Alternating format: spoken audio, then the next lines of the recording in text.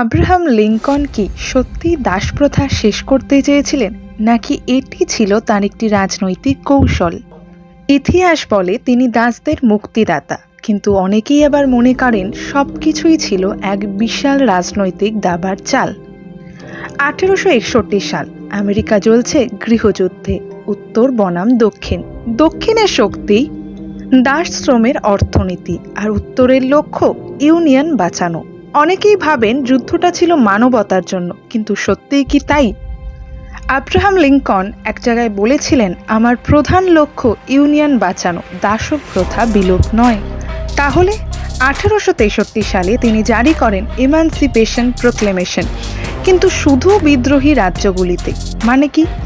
দক্ষিণকে অর্থনৈতিকভাবে দুর্বল করা, বিদেশি সমর্থন আটকানো, আর যুদ্ধে নৈতিক উচ্চভূমি দখল করা। বিদেশি সমর্থন আটকানো নাকি অসাধারণ রাজনৈতিক কৌশল? তবুও যুদ্ধের শেষে তিনি 13তম সংশোধনীর পথ খুলে দিলেন, যা দাসপ্রথা চিরতরে শেষ করে দেয়।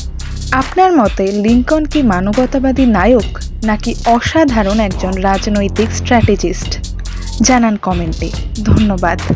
লাইক এবং সাবস্ক্রাইব করুন চ্যানেলটিকে, এরকমই আরও অনেক জানা অজানা তথ্য পেতে।